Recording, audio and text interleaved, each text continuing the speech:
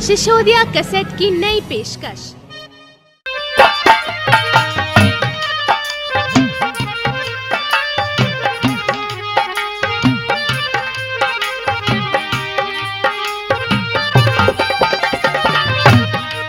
प्रेमी सज्जनों की सेवा में Sisodia cassette private industries limited पेश करते हैं एक सच्चे देव की कहानी। गोगा पुराण। आवाज दयानंद शर्मा व राजपाल भाटी, सोल्डा निवासी। गायिका सुनीता पांचाल। संगीत से संवारा है मास्टर हंसराज जी ने। तो सजनों, राजस्थान प्रांत में सांबर के राजा गंगाराम चौहान हुए और उनके ही वंशज उमराव हुए। उमराव ददरेड़ा के राजा बने। उनकी रानी ने 3 संतानों को जन्म दिया, जेवर सिंह, नेवर सिंह और एक लड़की जिसका नाम छबिलदे था। तो भक्तों, जेवर सिंह के विवाह को 10-12 वर्ष हो जाते हैं। उनके कोई संतान नहीं थी। माँ बाछल गुरु गोरखनाथ की प्रतिदिन जोत जलाती थी। जोत जलाते बहुत दिन बीत जाते हैं। उधर बाग भी सूख जाता है। तो राजा निराश हो जाते हैं और कहते हैं, इससे तो बाबा जी सन्यासी ही ठीक। जब चाहे भांग घोट ली और राजा राज का भार रानी पर छोड़कर चल देते हैं। बहुत समझाने पर भी नहीं मानते हैं। तो माँ बाछल आंखों में आंसू भर लाती है और किस प्रकार समझाती है।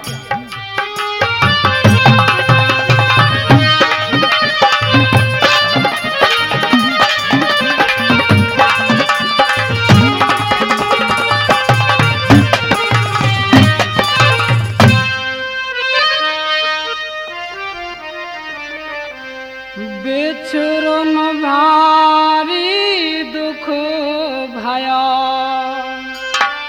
सुखी नहीं मन मोर।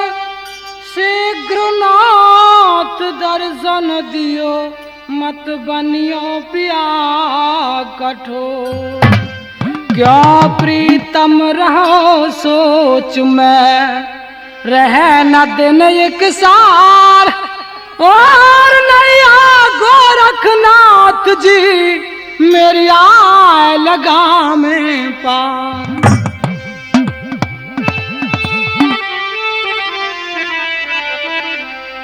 रे गुरु गोरख मेरी लाज रखो।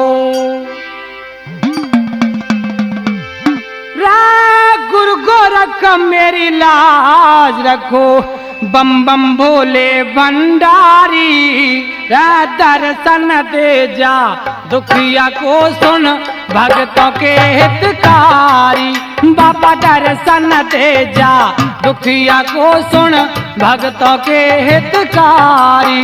ओ गुरु गोरख मेरी लाज रखो। बम बम भोले भंडारी, तेरा दर्शन दे जा दुखिया को सुन भक्तों के हितकारी।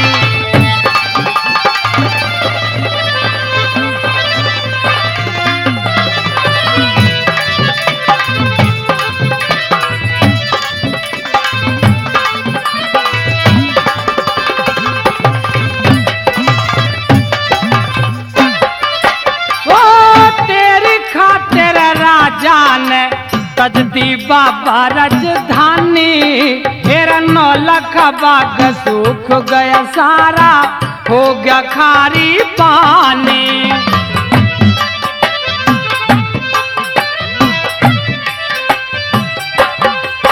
रे बाबा जी अपने भक्तों की तन कदर न जानी। तेरा पल से पल में क्या कर दे तेरी माया किसने जानी।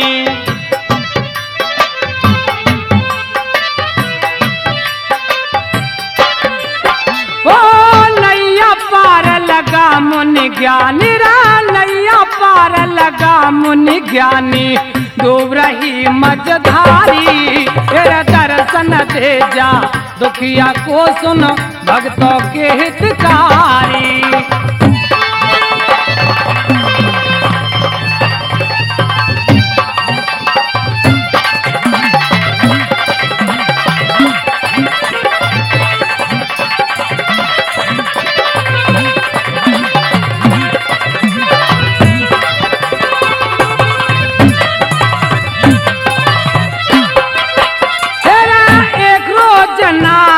जी आए करके भगवाना, कहना है कि यज्ञ करो जेवर तारे जागा माल खजाना।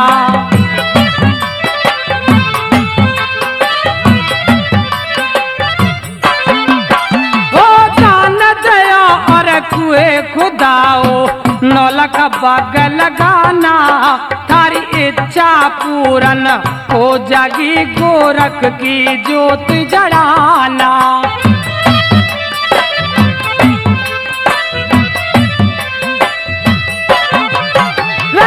दुखियारी को जतन बताना, दुखियारी को जतन बताना, बाबा दीनाकारी। तेरा दर्शन दे जा दुखिया को सुन भक्तों के हितकारी।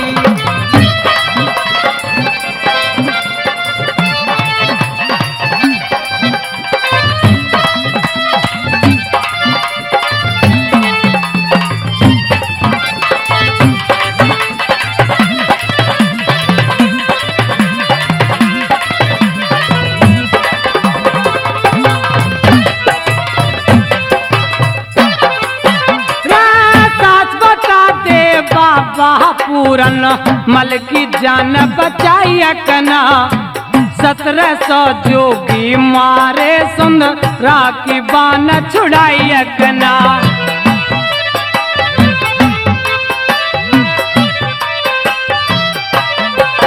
हो गोपी चंद भरतरी तारे उनकी लाज बचाई कना। छप गया मेरे गोरख बाबा मेरी सुनिए दुहाई कना।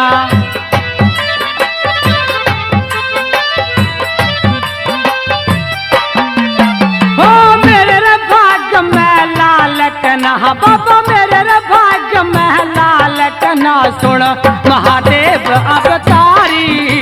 दर्शन दे जा दुखिया को सुन भक्तों के हितकारी।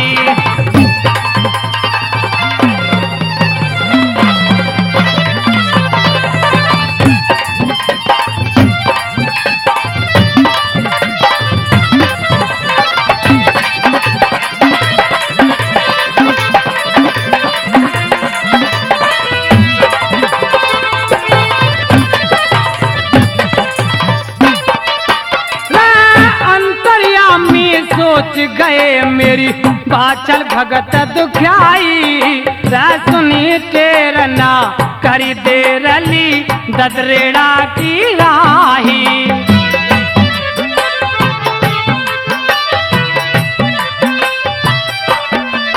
वो पहुँच गए नौलखा बाग को रखना धुनी रगाई। कह दयानंद सुन गोरख की बात छलन खुशी मनाई।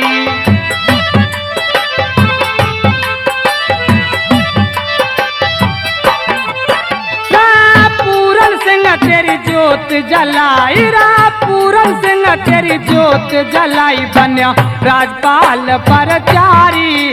तेरा दर्शन दे जा दुखिया को सुन भक्तों के हितकारी। गुरु गोरख मेरी लाज रखो बम बम बोले भंडारी। तेरा दर्शन दे जा दुखिया को सुनो भक्तों के हितकारी।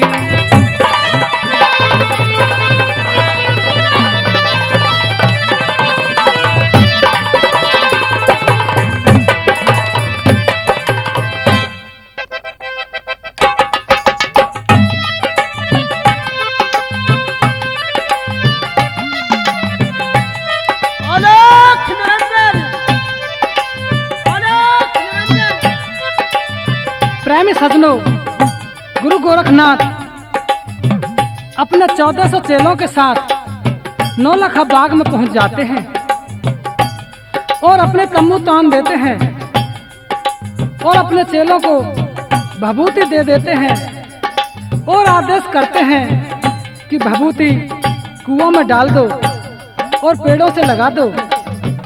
तो चेले ऐसा ही करते हैं और बाबा की कृपा से बाग हरा भरा हो जाता है और कुओं में जल मीठा हो जाता है। तो गुरु गोरखनाथ चेलों से आदेश करते हैं कि नगर में जाओ और भोजन सामग्री लेकर आओ। मेहरबानो औगड़नाथ अपने 5-7 गुरु भाइयों को लेकर के चल देते हैं। राजमहल के दरवाजे पर पहुंच जाते हैं और किस प्रकार अलग जगाते हैं और कैसे औगड़नाथ और माँ बाछल की बात होती है। सुनिए इस भजन के माध्यम से।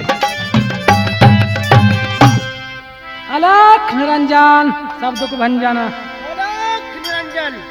अरे तुबिक चागेर दमैया द्वार तुम्हारे आए री, कर विश्वास मान औगड़ की हो जाएंगे मन चाहे री। ओ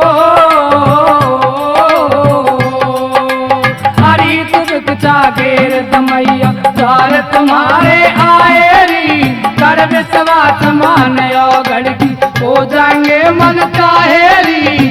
ओ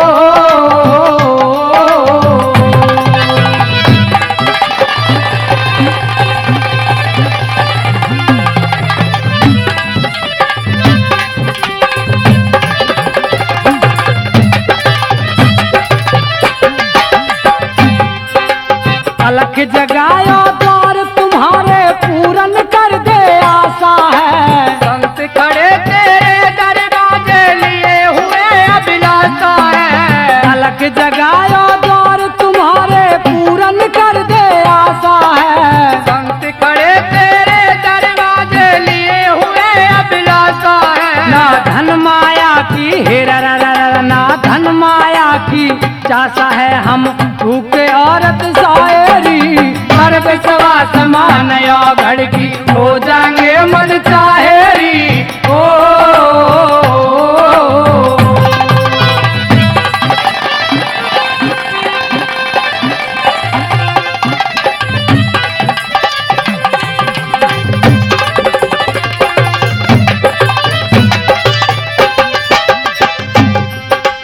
पावन सुन के गोरख का खुश होगी बाचल माई रे, कंचन थाल बया हीरा का मूंगा देवी ले आई रे। पावन सुन कर गोरख का खुश होगी बाचल माई रे, कंचन थाल बया हीरा का मूंगा देवी ले आई रे। दासी मन मन हिर दासी मन मुस्काई रे, साधु न कदम हटाए री, कर विश्वास मान औगड़ की हो जाएंगे मन चाहेरी। ओ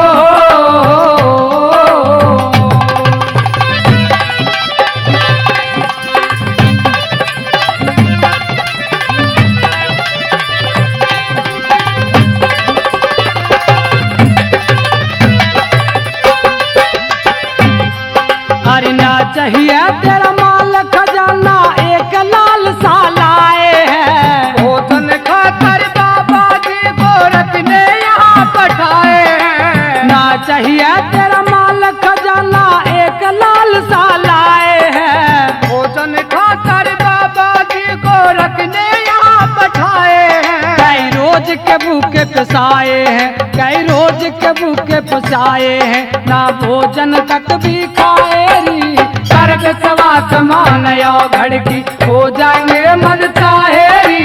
ओ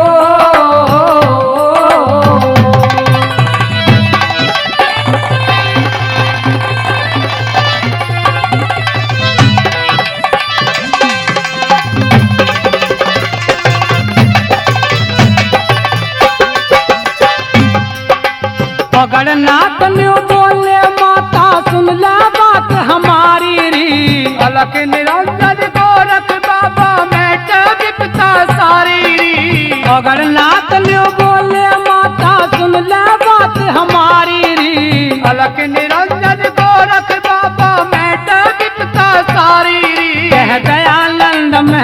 पुकारी कह दयानंद महतारी न गुरु चरणों शीस झुकाए री कर विश्वास मान घड़ की हो जाएंगे मन ताहेरी हरी तो बिकचा घेर दमैया कार तुम्हारे आए री कर विश्वास मान घड़ की हो जाएंगे मन ताहेरी ओ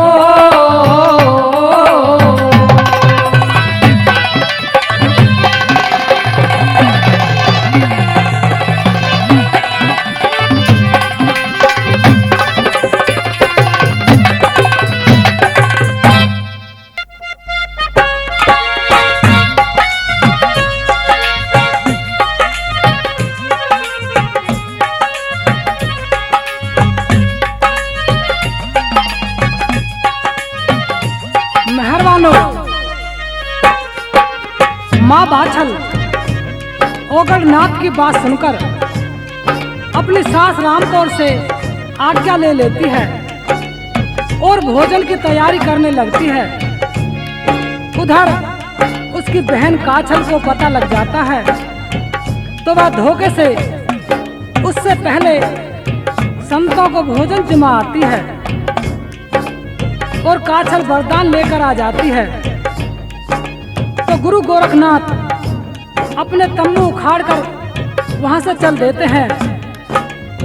तो उसके बाद बेचारी बाछल माँ नौलखा बाग में जाती है। तो किस तरह गुरु गोरखनाथ से माँ बाछल अरदास करती है और किस प्रकार अपना दुख दर्द सुनाती है, सुनिए इस भजन के माध्यम से।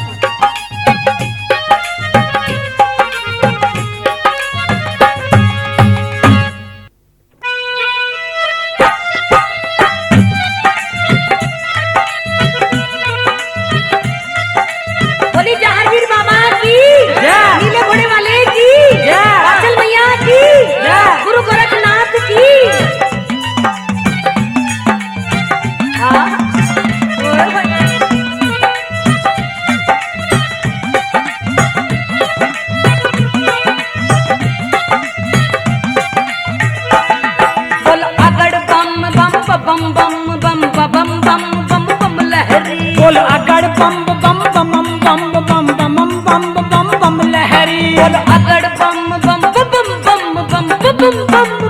बम बम अगड़ बम और बम लहरी बोल अगड़ बम बम बम बम बम बम बम बम बम लहरी ओ अगड़ बम और बम लहरी अगड़ बम और ओए ओए ओए अगड़ बम बम बम बम बम बम बम बम बम लहरी अगड़ बम और अगड़ बम और अगड़ बम बम बम लहरी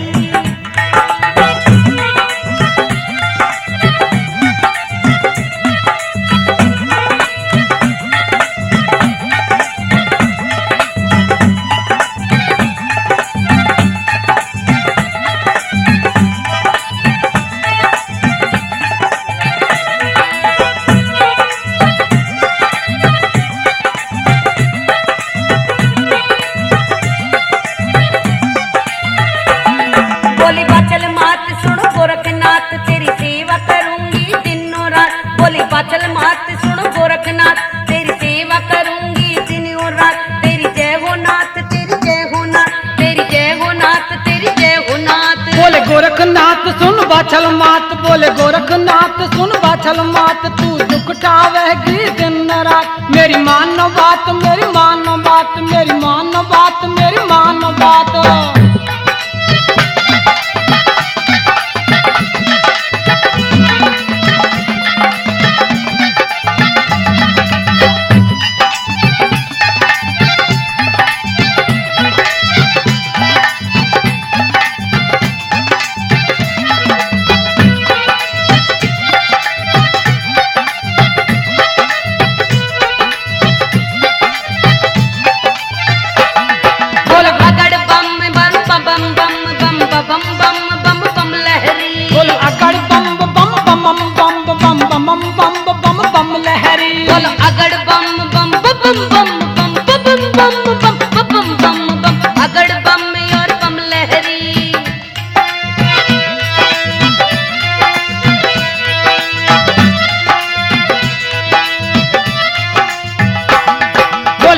गणनाथ सुन बचल मात, हम जति पुरुष और सन्यासी, तू राजघरा की महारानी, हम योगी तपसी बनवासी, नगर निवासी कहने मारे लोग करे तेरी हासी, और बियाबान जंगल में रानी मर जागी भूखी प्यासी, तेरे कई के दासी सेवा करे के से बन सकती मारी दासी, ओ से बबुरी बला रानी, तेरे पड़ जागी गल में बासी। सुन बाछल मात मेरी मान बात, मेरी मान बात, मेरी मान बात। बोल अगड़ बम बम बम बम बम बम बम बम बम लहरी, अगड़ बम बम बम बम बम बम बम और बम लहरी।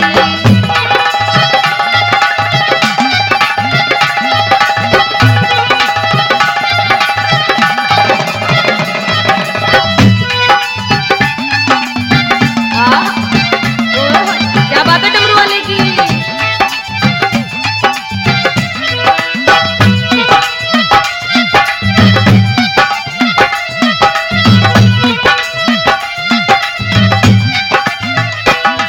तू राजघरा की महारानी, आज कौन सा कस में बहकाई, हम रमते जोगी हैं माता, आज यहाँ खाई कल वहाँ खाई, हम लगा समाधि बैठ धुने पर सदगुतन की बिसराई, हम घर घर अलग जगाते हैं और झोली कंधे लटकाई, 1400 चेले साथ रहे मेरी करते हैं मन की चाही, कोई अगड़नाथ कोई तन्नाथ काली बनात सब हैं भाई। सुन बाछल मात मेरी मान बात, मेरी मान बात, मेरी मान बात। बोल अगड़ बम बम बम बम बम बम बम बम बम बम अगड़ बम और बम लहरी, अगड़ बम और बम लहरी, अगड़ बम और बम लहरी, अगड़ बम और बम लहरी।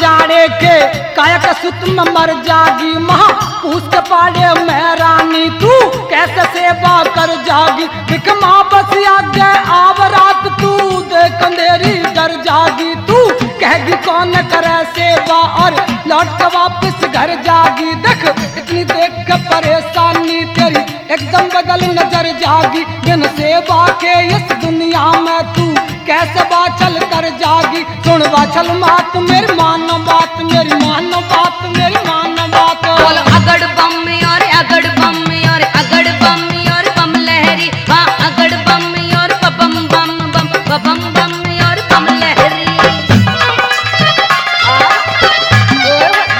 बोली चारवीर बाबा की।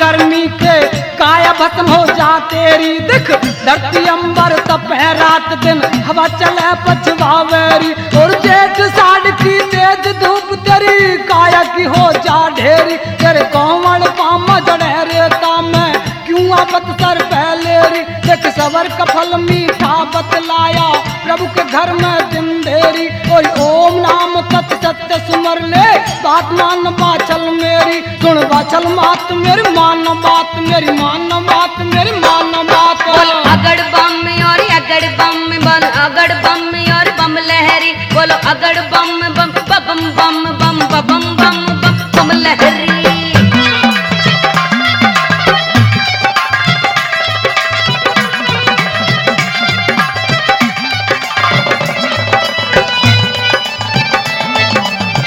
क्या बात है हंसराज थोड़ा वाले भक्त की।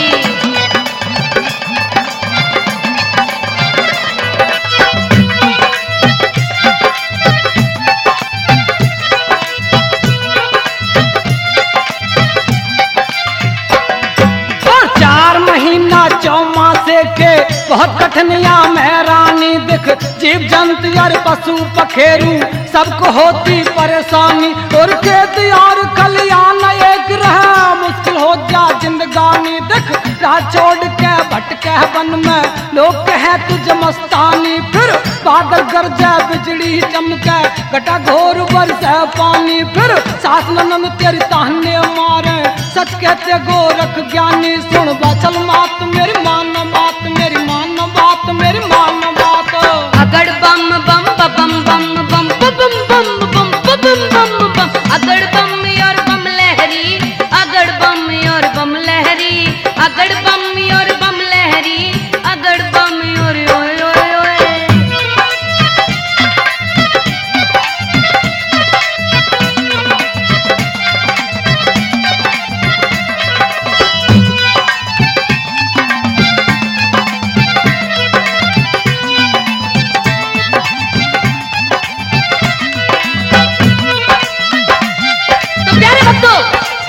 जब बाछल मात ने श्री गोरखनाथ की इतनी बातें सुनी तो बाछल क्या कहने लगी? मान गई जो, हा हा, मान गई जो कहा आपने सारी बात समझ आई। औलाद के कारण दुनिया में गुरु बड़ी बड़ी विपदा सर ढाई, औलाद के कारण दशरथ ने यज्ञ संग ऋषि तय करवाई। औलाद के कारण दुर्वासा दौरे पहुंची थी कुंती माई, औलाद के कारण बाछल भी गुरु तेरे चरणों में आई। औलाद के कारण हंसराज ने गोरा में ज्योति जगवाई। तेरी जय हो नाथ, तेरी जय हो नाथ, तेरी जय हो नाथ, तेरी जय हो नाथ। सुन बाचल मात मेरी मान बात, सुन बाचल मात मेरी मान बात। बोले गोरखनाथ सुन बाचल मात, तू दुख ठावेगी दिन और रात। मेरी मान बात, मेरी मान बात, मेरी मान बात, मेरी मान बात। बोले बाछल मात सुन गोरखनाथ, तेरी सेवा करूंगी दिन और रात। तेरी जय हो नाथ, तेरी जय हो नाथ, तेरी जय हो नाथ, तेरी जय हो नाथ। बोल अगड़ बम और अगड़ बम बम, अगड़ बम और बम लहरी, अगड़ बम और बम लहरी, अगड़ बम और बम लहरी, अगड़ बम और बम लहरी, अगड़ बम और बम लहरी। बाबा बाबा बाबा बाबा बाबा बाबा बाबा बाबा बाबा बम बम बम बाबा बाबा बाबा बम बम बम बम बम बम बम बम बम बम और बम लहरी, अगड़ बम और ओए ओए ओए, अगड़ बम और बम लहरी, अगड़ बम और बम लहरी, बम लहरी जी बम लहरी, बम लहरी जी बम लहरी।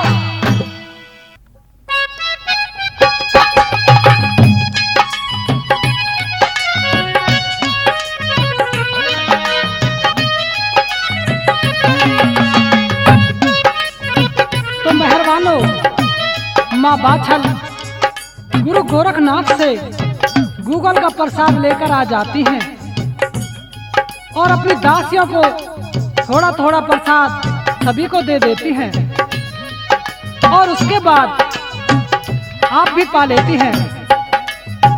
तो गुरु गोरखनाथ के जाने के बाद बागड़ ददरेड़ा के लोग बहुत खुशी मनाते हैं और चारों तरफ हरियाली छा जाती है। तो किस प्रकार गुरु गोरखनाथ की प्रशंसा करते हैं सुनिए इस भजन के माध्यम से। मतवारो बाबा जी बागड़ में जादू करी गो, मतवारो बाबा जी बागड़ में जादू करी गो।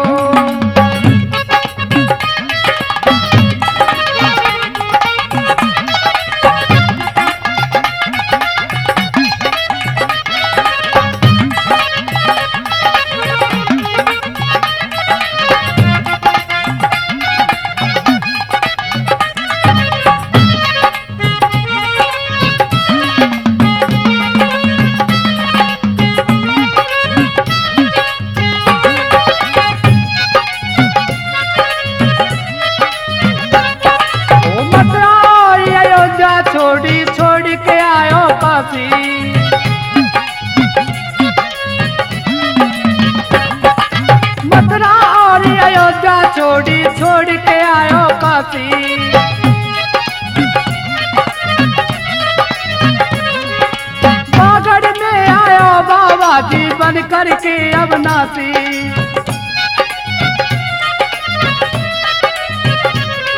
ओ बागड़ में आया बाबा जी बन करके अविनाशी। बनो ऐसो पर काजी बागड़ में जादू करी गो मत वारो। बाबा जी बागड़ में जादू करी गो।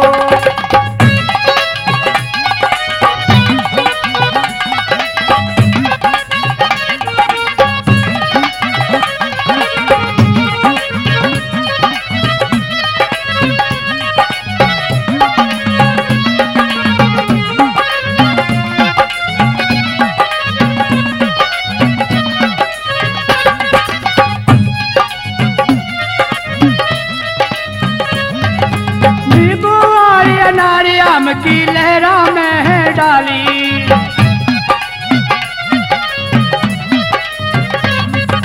नींबू और नारियम की लहरा में है डाली।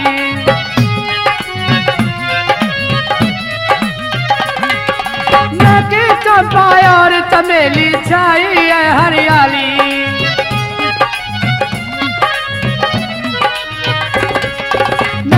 चंपा और चमेली छाई है हरियाली। शोभा ऐसी अजब भाई बागड़ में जादू कर गो मत वारो। बाबा जी बागड़ में जादू कर गो।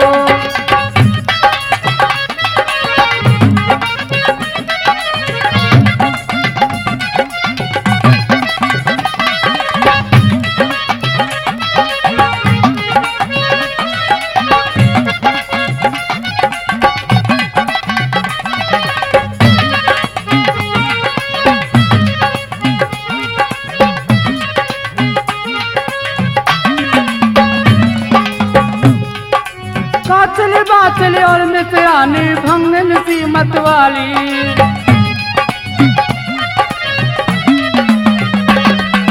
बाचल मित्रानी और भंगन सी मतवाली।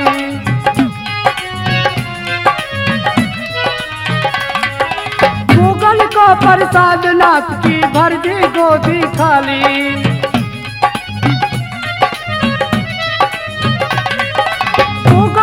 प्रसाद नाथ की भर दी गोदी खाली। घोड़ी हुए गई है राजी बागड़ में जादू करी गो मत वारो। बाबा जी बागड़ में जादू करी गो।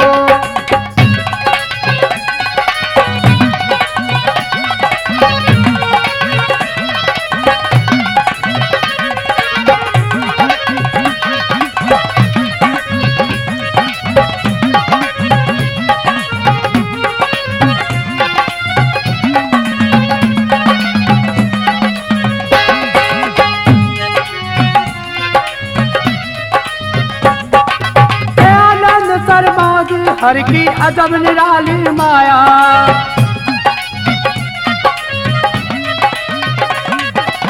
आनंद शर्मा जी हर की अजब निराली माया।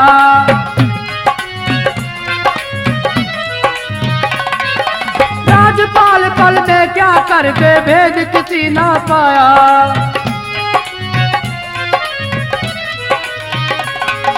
राजपाल पल में क्या कर दे भेद किसी ना पाया। गुरु जसमत अलख जगी बागड़ में जादू करे गो मत वारो। बाबा जी बागड़ में जादू करे गो मत वारो।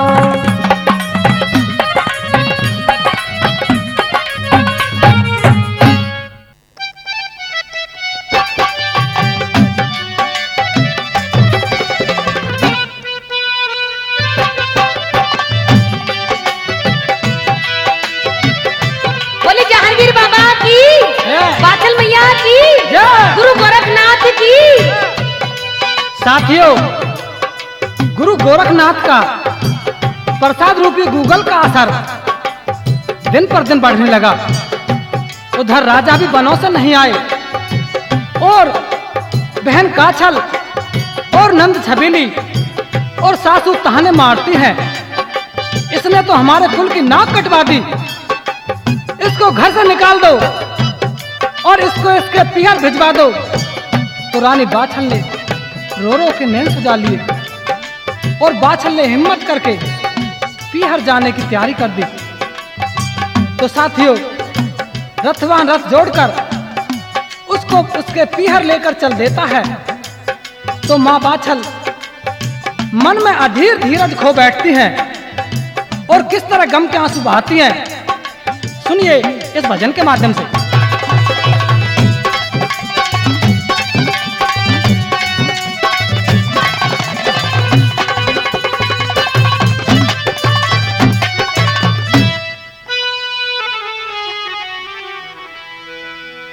अरे रे तेरी बाछल रोवे, अरे रे तेरी बाछल रोवे, हो तेरी बाछल रोवे, नैनन से बरसे है जलनीर। अरे रे तेरी बाछल रोवे, हो तेरी बाछल रोवे, नैनन से बरसे है जलनीर। अरे रे मेरे बाग सवरिया, हो मोरे बाग सवरिया, आए के बंधा जा मेरी धीर।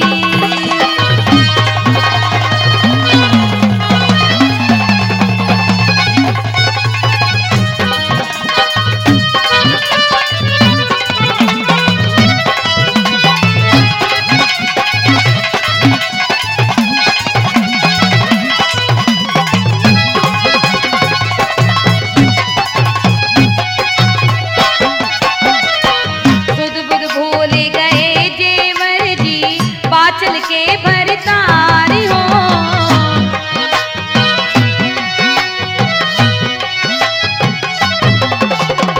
सुध बुध भूल गए जेवर जी, बाछल के भरतारी हो। सुध बुध भूल गए जेवर जी, बाछल के भरतार। सास ननंद मेरी ताने मारे, घर से दिया निकार। अरे रे मेरी, अरे रे मेरी, अरे रे मेरी जान उलझ गई, हाँ मेरी जान उलझ गई, मार मरूंगी शमशीर। अरे रे तेरी बाछल रोवे, हाँ तेरी बाछल रोवे, नैनन से बरसे है जलनीर।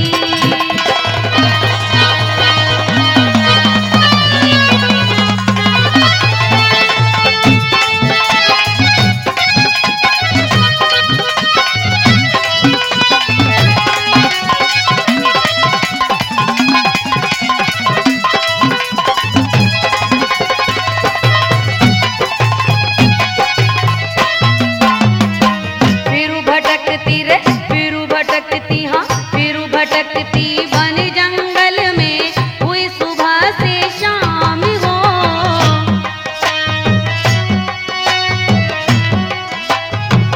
अरररररर, फिरू भटकती वन जंगल में, हुई सुबह से शाम हो। फिरू भटकती वन जंगल में, हुई सुबह से शाम।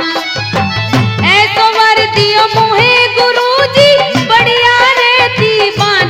नात मेरी, नात मेरी, नात मेरी लज्जा रखो, हाँ मेरी लज्जा रखो, अब नाच ले रे मुँह पे पीर।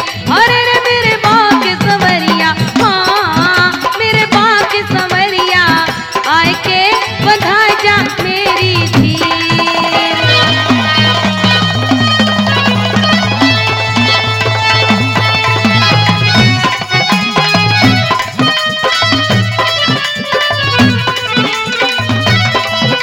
बोलिए गोरखनाथ की, बाछल मैया की।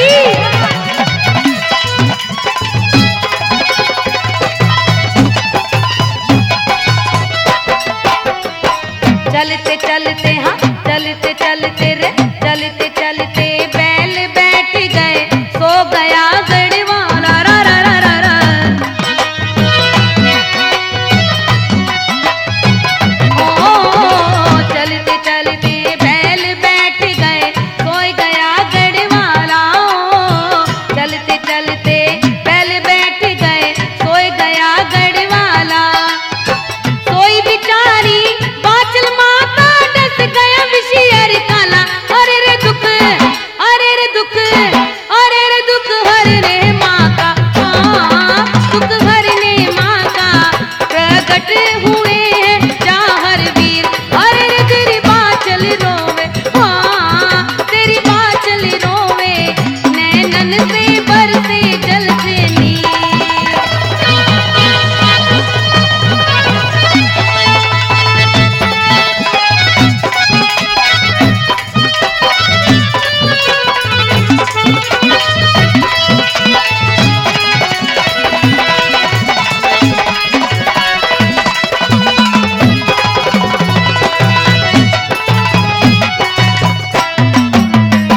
दयानंद चाहर ने भगतो लानो सर पे बुलायो, ओए ओए ओए।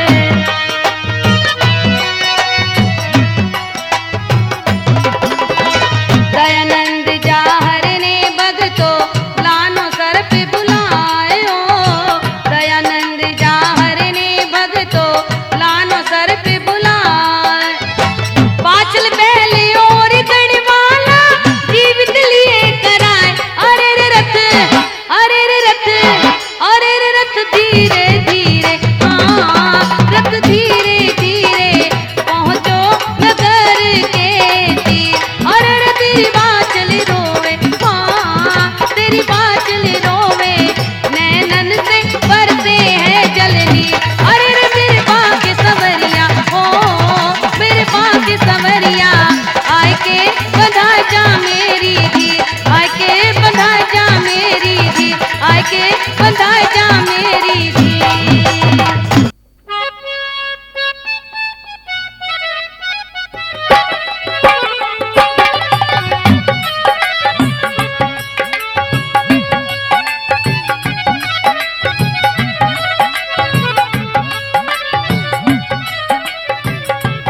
साथियों, रथवान माँ बाछल को पाटन नगरी की सीमा पर छोड़कर चला आता है, तो बाछल माँ को उसकी माँ सारंग देने अकेले आते देखा, तो दोनों माँ बेटी गले मिल मिल कर जी भर भर कर रोई।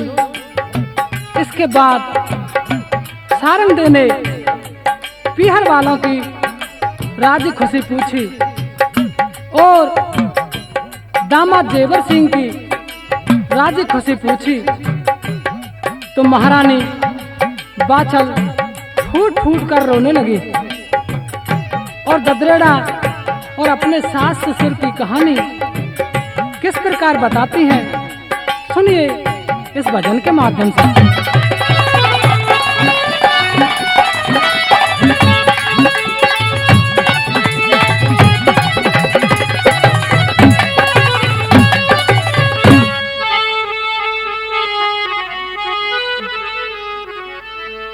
चिंता की आग बदन में मेरे स्वामी गए हैं वन में।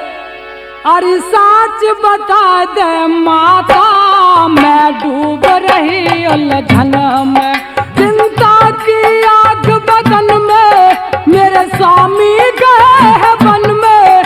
अरे सच बता दे माता, मैं डूब रही उलझन में।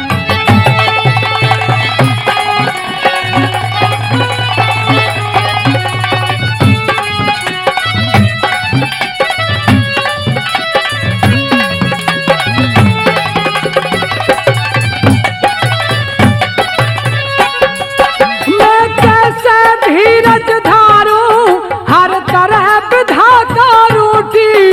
जब से बिछड़े सावरिया, तब से मेरी किस्मत फूटी।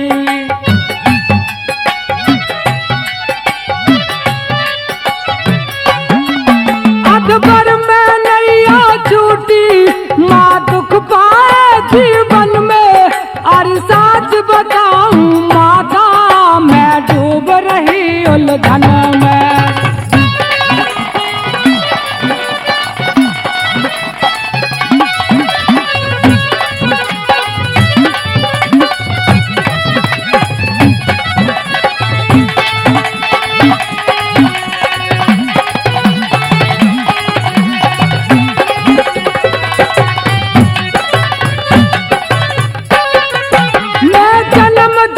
देखी दुखिया विपता ने मुझको घेरा, और काचल नंद छबीली ने मेरे ससुर का मन फेरा।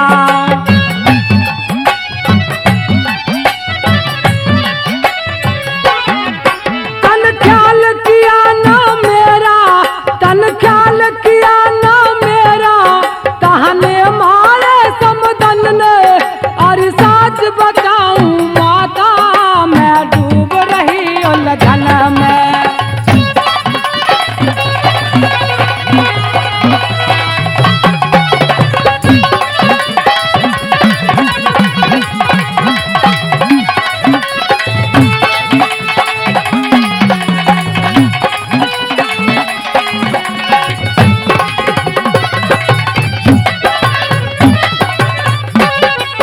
सुन सारंग देनी माता मेरे बाबुल को बुलवा दो, मेरी जान खत्म हो माता थोड़ा सा जहर पिला दो।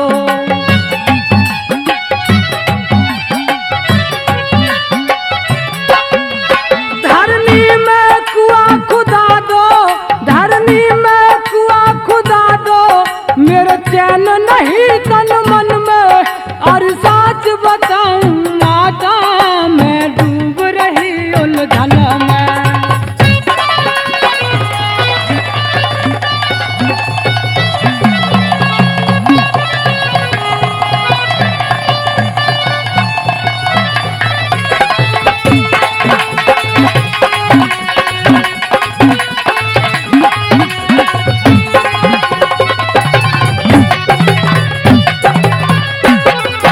कह दयानंद राजा ने गहरे से कुएं खुदाए, सत अजमाने बेटी का धागे में पलंग बनाए।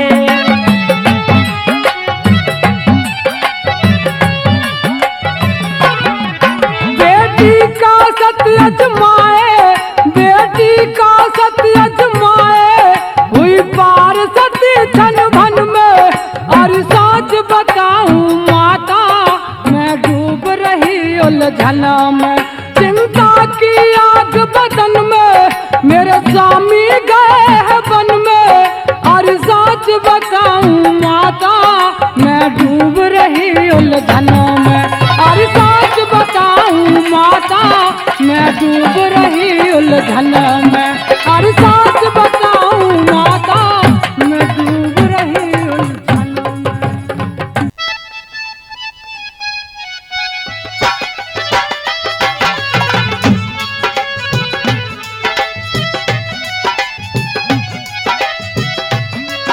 बोले मेरी के सरदार की जय। नीले घोड़े वाले की जय। क्या बात है भक्तों की। प्रेमी सजनों, बाछल के पिता कुंवरपाल सिंह ने अपनी बेटी से कहा, मैंने तुम्हारा सत आजमाने के लिए गहरा कुआं खुदवाया है और कच्चे धागे से पलका बनवाया है, तो सती उस पर बैठकर अपने सत्य धर्म से पार हो जाती हैं। तो साथियों, उसके बाद राजा जेवर वनों से लौटकर ददरेड़ा में आ जाते हैं। वहां सारा परिवार परेशान था और छबीली के कान में दर्द था। तो छबीली बोली, भैया आप भाभी बाछल को लेकर आओ। तो राजा जेवर बाछल को लेने उसके गांव पहुंच जाते हैं। तो बाछल किस प्रकार खुशी उमंग से अपने साजन से बात करती है, सुनिए इस भजन के माध्यम से।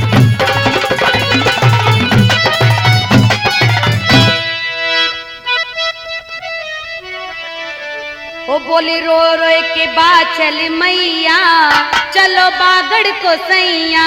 रो रो के बाछल मैया, चलो बागड़ को सैया। रो रो बाछल मैया, चलो बागड़ को सैया। बागड़ को सैया, चलो बागड़ को सैया। बागड़ को सैया, चलो बागड़ को सैया। बागड़ को सैया, चलो बागड़ को सैया। बोली रो रो के बाह चल मैया, चलो बागड़ को सैया। बोली रो रो के बाह चल मैया।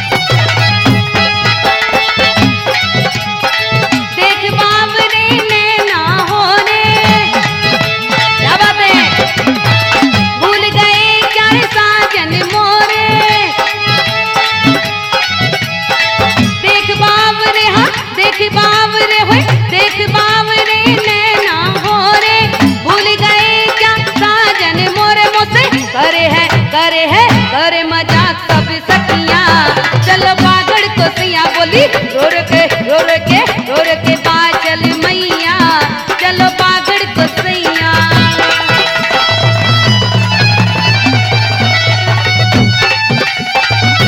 क्या बात है मंगल भगत की, हाँ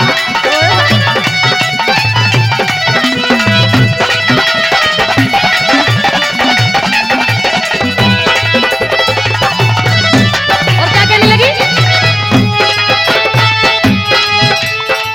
तो प्रीतम तरसा के मारा,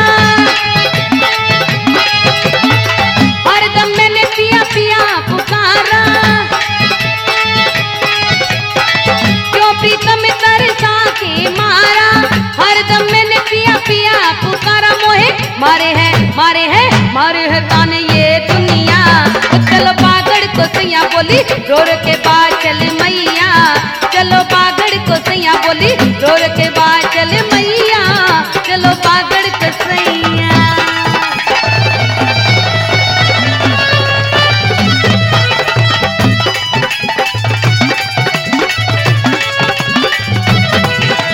बोले बाचल मैया की।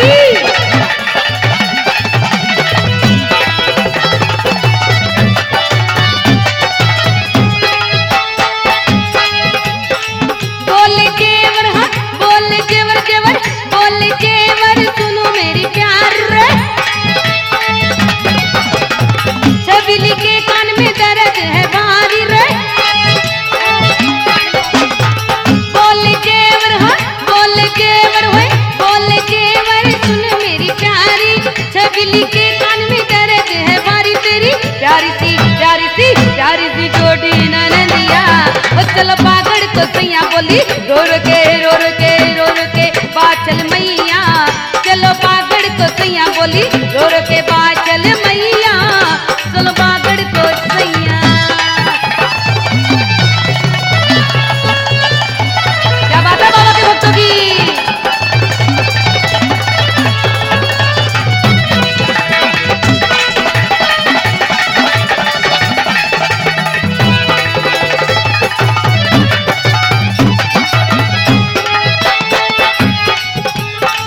पलकी तेरी नहीं लगाई, पकड़ी तदरीड़ा की राही,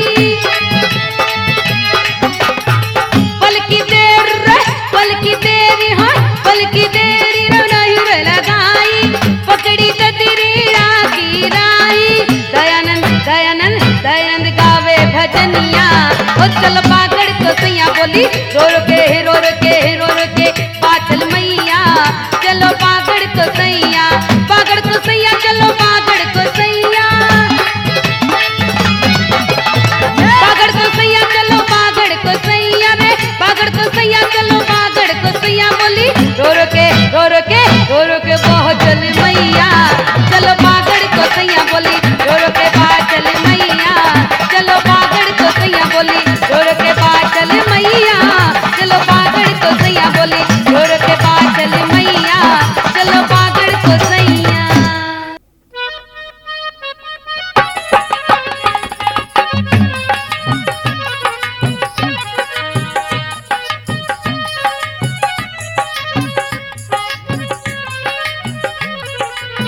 प्रेमी सजनो, माँ बाछल दे अपनी माँ सारंग दे को बुलाकर कहती है कि माँ मेरी नंद छबीली और पिताजी के कान में दर्द है, इसलिए मुझे जल्दी ही घर पहुंचना उचित है।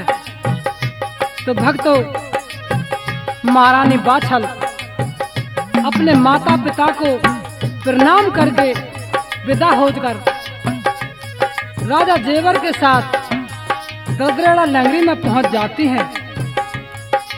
तो कुछ दिन बाद जहारवीर का जन्म होता है। तो महलों में किस प्रकार खुशी मनाई जाती है, सुनिए इस भजन के माध्यम से।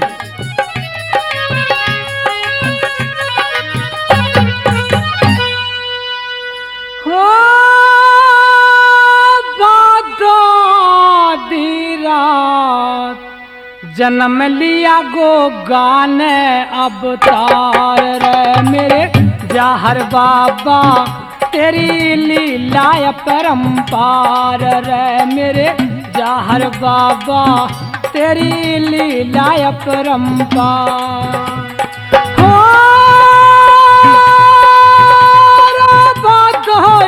दीरा जन्म लिया गो गहने अवतार रे मेरे जाहर बाबा तेरी लीला परम्पार रे मेरे जाहर बाबा तेरी लीला परम्पार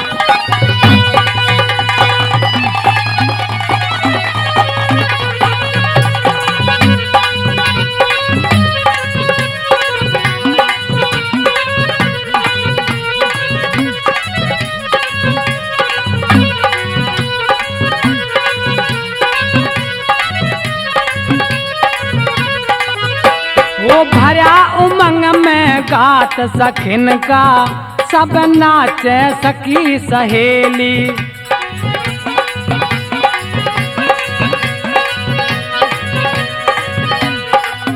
रे फूले नाय समावह जेवर बाटे लडुअन की थैली रे बाटे लडुअन की थैली हो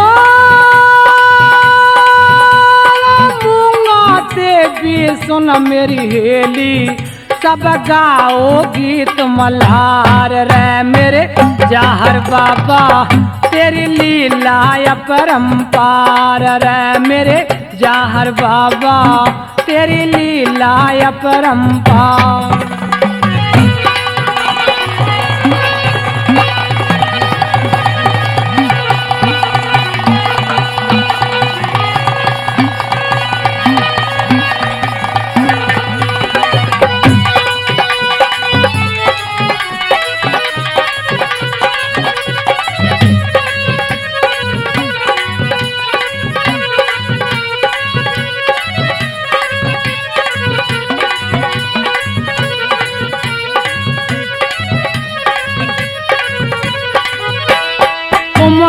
दादन राज महल भी दुल्हन की भांत सजाया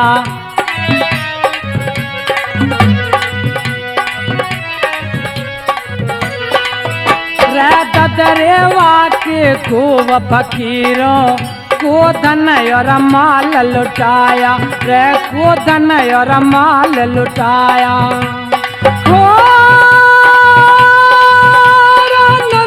छबील न ढोल बजाया महलों में खुशी अपा रे मेरे जाहर बाबा तेरी लीला परम्पार रे मेरे जाहर बाबा तेरी लीला परम्पार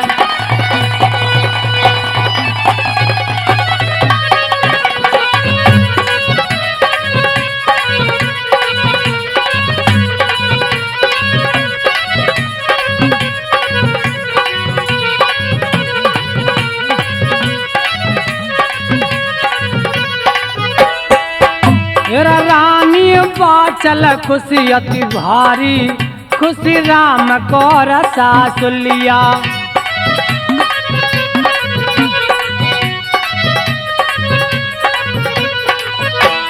करन्यो चाबर भर भर थारी अरि चैल चबिली नंदुलिया हरि रिरि चैल चबिली संदुलिया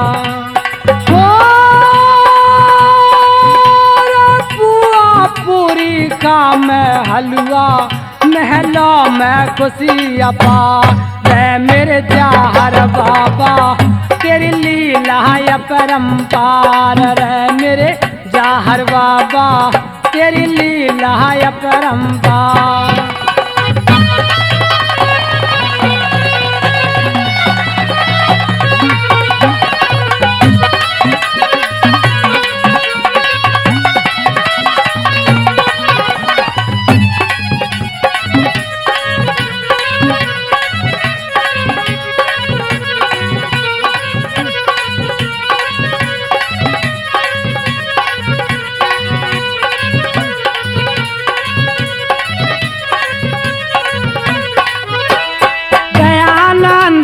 गोगा मैडी को जो सच्चे दिल से धावे।